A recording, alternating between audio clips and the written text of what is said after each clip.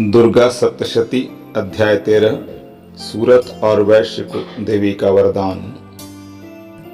जो उदय काल के सूर्य मंडल की सी कांति धारण करने वाली हैं, जिनके 4 भुजाएं और 3 नेत्र हैं, तथा जो अपने हाथों में पाश, अंकुश, वर एवं अभय की मुद्रा धारण किए रहती हैं, उन शिवा देवी का मैं ध्यान करता हूँ। ऋषि कहते हैं, राजन, इस प्रकार मैंने तुमसे देवी के उत्तम महात्म्य का वर्णन किया।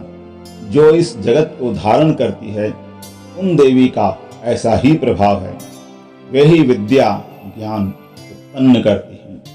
भगवान विष्णु की माया स्वरूपा उन भगवती के द्वारा ही तुम ये वैश्य तथा अन्यान्य विवेकी जन मोहित होते हैं, मोहित हुए हैं तथा आगे भी मोहित होंगे। महाराज, तुम उन्हीं परमेश्वरी की शरण में जाओ। आराधना करने पर वे ही मनुष्यों को भोग, स्वर्ग तथा मोक्ष प्रदान करती हैं। मार्कंडेय जी कहते हैं, कौष्टुकी जी, मेघा मुनि के ये वचन सुनकर राजा सुरथ ने उत्तम व्रत का पालन करने वाले उन महाभाग महर्षि को प्रणाम किया। वे अत्यंत ममता और राज्यापहरण से बहुत खिन्न हो चुके थे।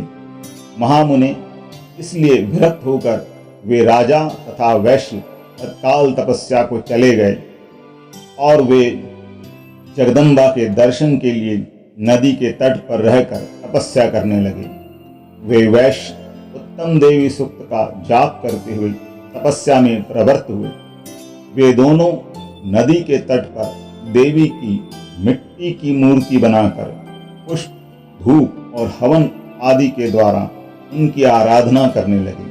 उन्होंने पहले तो आहार को धीरे धीरे कम किया, फिर बिल्कुल निराहार रहकर देवी में ही मन लगा ये एकाग्रता पूर्वक उनका चिंतन आरंभ किया। वे दोनों अपने शरीर के रक्त से प्रेक्षित बलि देते हुए लगातार 3 वर्ष तक संयम पूर्वक आराधना करते रहे। इस पर प्रसन्न होकर जगत को धारण करने वाली चंडिका देवी ने प्रत्यक्ष दर्शन देकर कहा। देवी बोली, राजन तथा अपने कुल को आनंदित करने वाले वैश्य, तुम लोग जिस वस्तु की अभिलाषा रखते हो वह मुझसे मांगो, मैं संतुष्ट हूं, अतः तुम्हें वह सब कुछ दूंगी। मार्कंडेय जी कहते हैं, तब राजा ने दूसरे जन्म में नष्ट न होने वाला राज्य मांगा तथा इस जन्म में भी शत्रुओं की सेना को बलपूर्वक नष्ट करके पुनः अपना राज्य प्राप्त कर लेने का वरदान मांगा। वैश्य का चित्त संसार की ओर से खिन्न एवं विरक्त हो चुका था और वे बड़े बुद्धिमान थे, अतः उस समय उन्होंने तो ममता और अहंता रूप आसक्ति का नाश करने वाला ज्ञान मांगा। देवी बोली, राजन, तुम थोड़े ही दिनों में शत्रुओं को मारकर अपना राज्य प्राप्त कर लोगे। अब वहां तुम्हारा राज्य स्थिर रहेगा। फिर मृत्यु के पश्चात तुम भगवान विवस्वान सूर्य के अंश से जन्म लेकर इस पृथ्वी पर सावर्णिक मनु के नाम से विख्यात होोगे।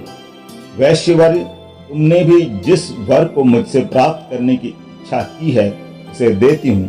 तुम्हें मोक्ष के लिए ज्ञान प्राप्त होगा। मार्कंडेय जी कहते हैं, इस प्रकार उन दोनों को मनोवांछित वरदान देकर तथा उनके द्वारा भक्ति पूर्वक अपनी स्तुति सुनकर देवी अंबिका तत्काल अंतर्धान हो गई। इस तरह देवी से वरदान पाकर क्षत्रियों में श्रेष्ठ सुरथ सूर्य से जन्म ले सावर्णी नामक मनु होंगे। इस प्रकार श्री मार्कंडेय पुराण में सावर्णिक मनवंतर की कथा के अंतर्गत देवी महात्म्य में सुरथ और वैश्य को वरदान नामक 13वां अध्याय पूरा हुआ।